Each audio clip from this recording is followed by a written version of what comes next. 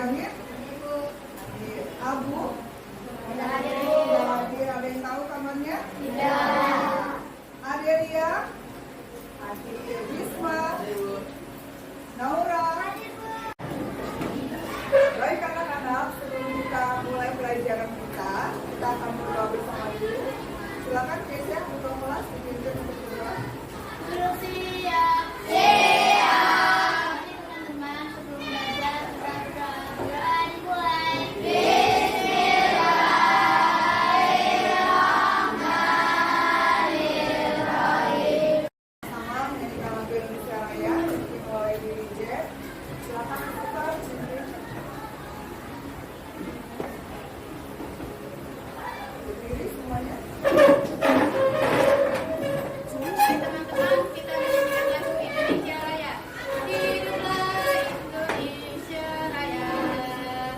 Indonesia tanah airku, tanah tumpah darahku. Di sanalah aku berdiri, jadi pandu ibuku. Indonesia kebangsaanku, bangsa dan tanah airku. Baik anak-anak, hari ini kita belajar mata pelajaran baru di kelas 6 yaitu coding dan kecerdasan artifisial. Ini adalah pelajaran baru ya untuk tahun ajaran ini, dan hari ini kita akan belajar tentang berpikir komputasional. Apa? Berpikir komputasional. Ya, berpikir komputasional. Kita sekarang melakukan SPP dulu ya. Yuk semuanya berdiri.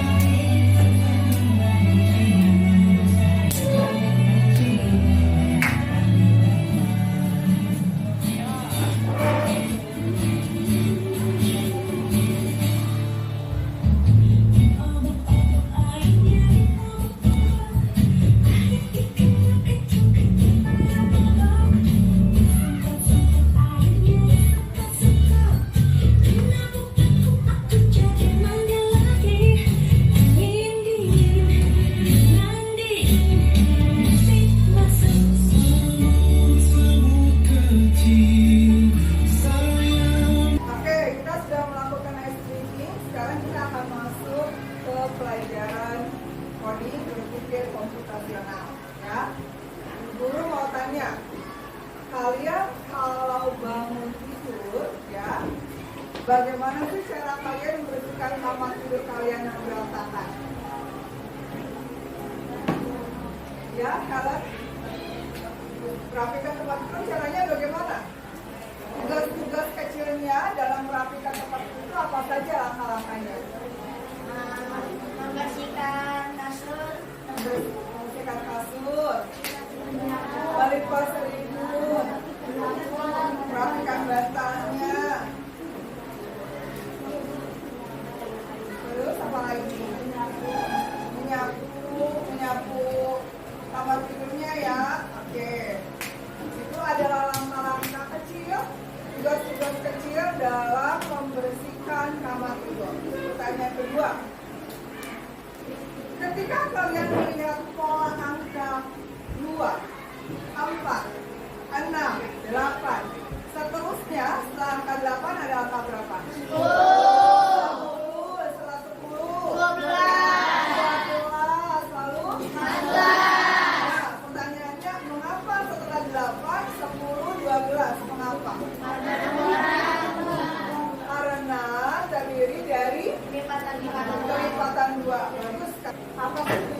pembelajaran kita hari ini, kalian diharapkan nanti bisa memahami apa sih konsep berpikir komputasional. Lalu juga dapat mengenali prinsip-prinsip dalam berpikir komputasional. Ini tujuan pembelajaran kita hari ini ya. Mari kita simak video berikut. Pengenalan computational thinking. Hai teman kece, coba tebak apa artinya computational thinking atau berpikir komputasional? Adakah yang bermata jeli dan melihat kata komputasional di sini? Jadi mungkin ada hubungannya dengan komputer ya? Iya, betul sekali. Jempol buat kamu yang sudah menebak dengan benar.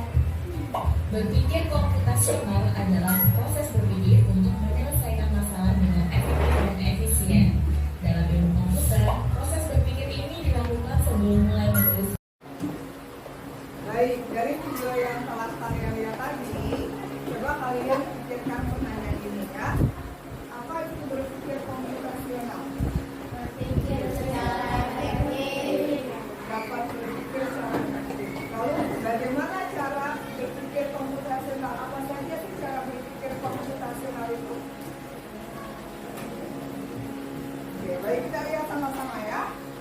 Nah, berpikir komputasional ini adalah cara dalam mengatasi masalah dengan memecahnya menjadi bagian-bagian kecil yang lebih mudah.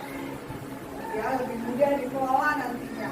Lalu, kita bisa menciptakan solusi atau jalan keluar yang dapat dimengerti oleh siapa saja.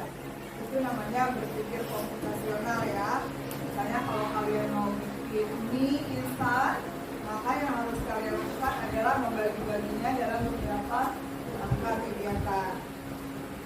Apa saja bagian-bagian dari berpikir komputasional? Yang pertama adalah algoritma, dekomposisi, pengenalan pola, dan abstraksi. Baik, kita lihat. Apa sih algoritma itu? Nah, algoritma ini adalah kumpulan perintah yang terperinci atau rumus yang digunakan untuk menyelesaikan masalah atau menyelesaikan tugas. Jadi ada perintah-perintah, kumpulan perintah yang jelas, yang detail, ataupun rumus yang digunakan untuk menyelesaikan masalah. Nah, contohnya untuk menyelesaikan operasi pencampuran seperti 16 ditambah dalam kurung 5 dikali 2 dikurang 12. Kita pecahkan dalam bagian-bagian yang lebih kecil. Pertama, yang dalam kurung dulu ya. Kita kerjakan 5 dikali 2 di algoritma perkalian. Lalu 16 ditambah 5 kali 2 berapa kan? 10. Nah, 16 ditambah 10. Ini adalah algoritma penjumlahan. Setelah itu baru 16 tambah 10 berapa? 26 dikurang 12 ya. Ini adalah algoritma pengurangan. Itu namanya menyelesaikan masalah yang besar menjadi bagian-bagian yang lebih kecil.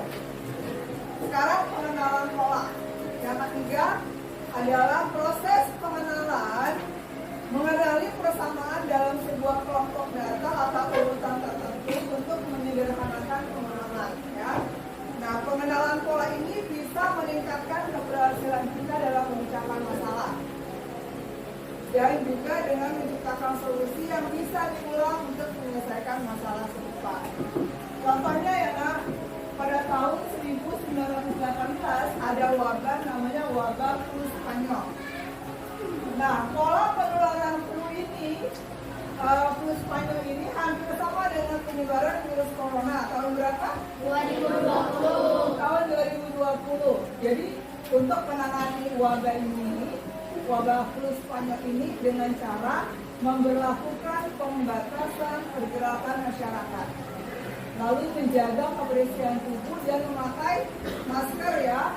Sama ini pola penanganannya seperti dalam mengatasi wabah corona ya. Kita telah melaluinya ya. Solusi ini mengurangi penyebaran virus dan juga mengurangi jumlah korban. Ini namanya mengenal pola. keempat adalah abstraksi. Abstraksi ini adalah menentukan ciri-ciri umum dan menyaring detail yang tidak diperlukan dalam menyelesaikan masalah. Dan abstraksi ini juga proses menemukan informasi penting dan kita mengabaikan informasi yang tidak penting dalam menyelesaikan masalah. Contohnya nih, kamu ingin menggambar kucing ya. Untuk menggambar kucing kan kita hanya perlu mengetahui ciri-ciri umum kucing. Apa ciri-ciri umum kucingnya?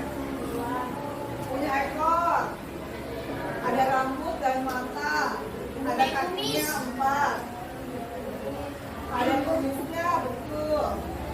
Nah, ciri-ciri umum kucing ini memberikan gambaran yang lebih jelas sehingga kita bisa menggambar kucing dengan lebih mudah. Itu namanya abstraksi.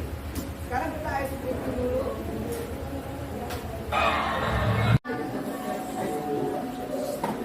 Baik, kita akan mulai permainan up, down, sek, and pump. Ketika misalnya bilang up, tangan yang di atas, tangan di bawah ke atas. Kalau misalnya bilang down, tangan yang di bawah, yang di atas ke bawah. Kalau bilang sek, maka tangannya digoyang ya. Kalau punggung bilang pump, tangannya di atas, punggung tangannya di bawah. Siap? Oke, konsentrasi. Konsentrasi dimulai. Up. Up. Down. Up. Down. Shake. Up. Down. Up. Up. Down. Down. Up.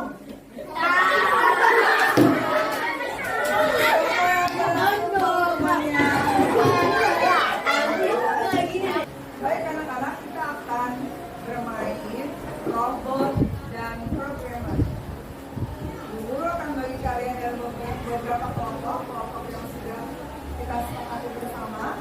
Setiap kelompok ada satu orang yang berperan sebagai robot, yang lainnya berperan sebagai programmer.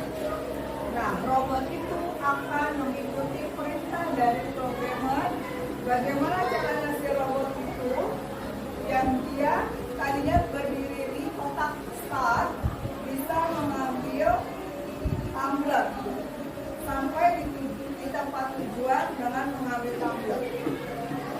Dia mengikuti instruksi dari programmer, tapi tidak boleh menginjak kotak yang ada tanda silangnya.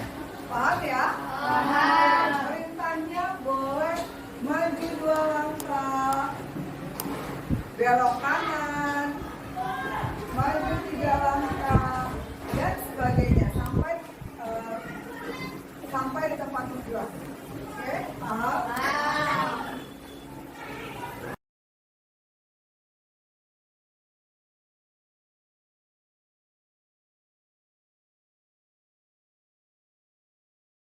Robot belok kanan maju 2 langkah. Robot belok kiri maju 4 langkah.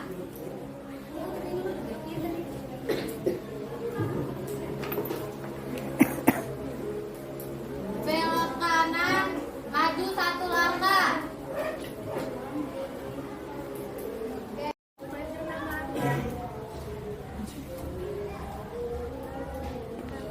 Belok kanan 3 langkah.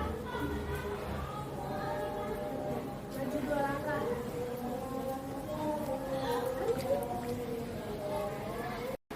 Ya, tadi kalian sudah bermain robot dan programmer ya. Di mana robot bergerak sesuai instruksi dari programmer. Sekarang, saya akan membagikan kalian tugas kelompok. Nanti kalian berkumpul sesuai kelompoknya. Bisa diberikan lembah kerja ini dikerjakan dalam kelompok masing-masing. Setelah itu kalian diskusi kelompok, lalu konsentrasi. Siap ya?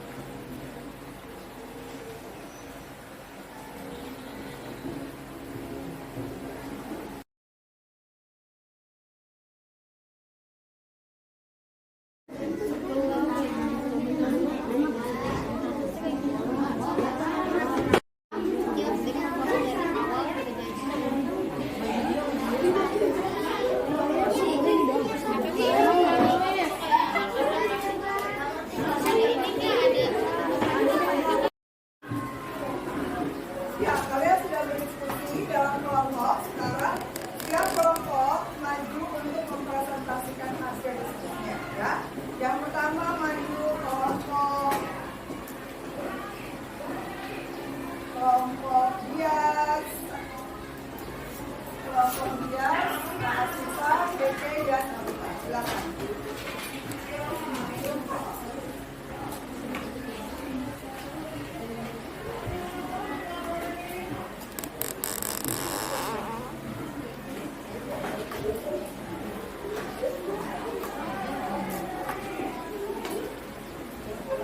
Assalamualaikum warahmatullahi wabarakatuh. Waalaikumsalam warahmatullahi wabarakatuh. Kami dari kelompok IPUT akan mempresentasikan hasil diskusi kami. Aktivitas pertama, dekomposisi masalah. Soal, kamu ingin membuat roti bakar coklat. Tuliskan langkah-langkah kecil dekomposisi dari awal hingga jadi. Langkah-langkah aktivitas kecil. 1. Menyiapkan roti dan coklat. 2. Lelekan mentega di atas teflon. 3. Oleskan coklat di atas roti. 4. Masukkan roti ke dalam teflon. 5. Tunggu 5 menit sambil dibolak-balik. 6. Matikan kompor dan tiriskan. 7. Lalu dimakan. Aktivitas 2. Pengenalan pola. Lihat urutan angka berikut 2, 4, 6, 8. A. Hafal pola dari angka di atas. Pelipatan 2. Masing-masing pelipatan 2. B. Tuliskan 3 angka berikut 10, 2, 14.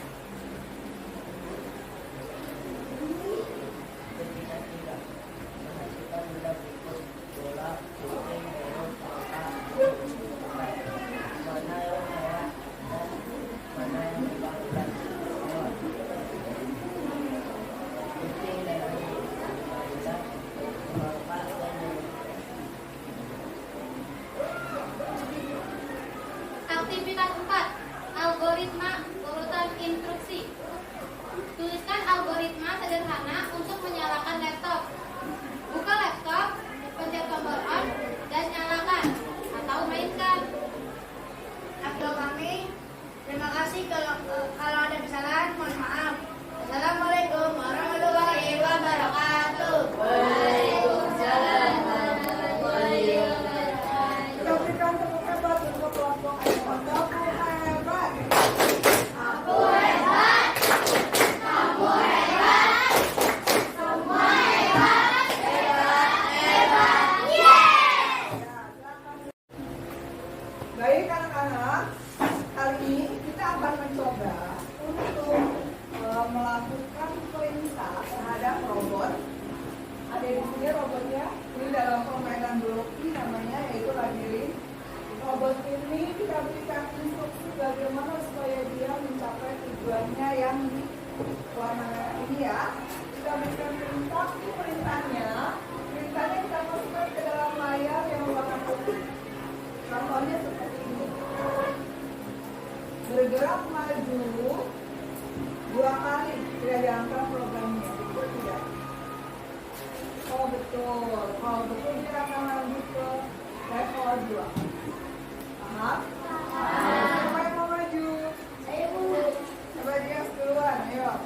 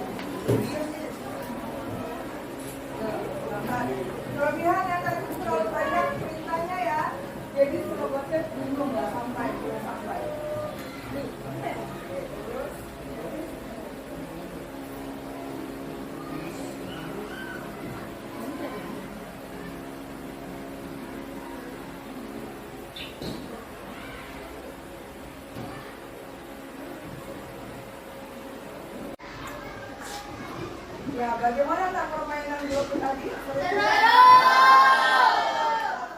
di depan ya. Sekarang saya mau tanya kepada kalian. Siapa yang tahu contoh berpikir komputasional dalam kehidupan sehari-hari? Contohnya apa ya? Kita berpikir komputasional. Misalnya, memasak mie. Kenapa? Kalau masak mie itu harus memasak mie ya, mulai dari membuka bungkus, terus memasak air hingga mendidih, memasukkan minyak, juga tunggu sampai 3 menit lalu ya berikan bumbu dan masukkan ke dalam piring. Itu contoh berpikir komputasional ya. Nah, baik anak-anak, jadi berpikir komputasional itu adalah cara kita berpikir untuk memecahkan masalah dengan cara yang efisien, membagi sebuah masalah besar menjadi bagian-bagian kecil. Itu ya contoh dari berpikir komputasional. Ada 4 bagian berpikir komputasional, yaitu pertama dekomposisi, lalu abstraksi, pengenalan pola, dan algoritma. Jadi kalian nanti di rumah dalam kehidupan sehari-hari bisa berpikir secara komputasional. Itu adalah pelajaran kita tentang berpikir komputasional. Ada yang mau bertanya pada Bu Sari? Tidak ada. Ya baik, kalau tidak ada yang bertanya, Bu Sari mau tanya, apakah kalian senang dengan pelajaran kita hari ini? Senang. Apa yang sudah kalian dapatkan?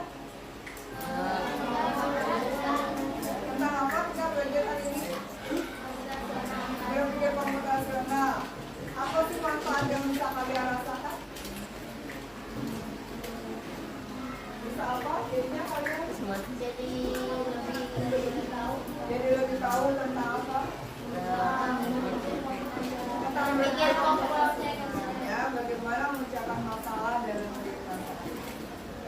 Oke, semoga pembelajaran kita hari ini bisa kalian praktekkan dalam kehidupan sehari-hari.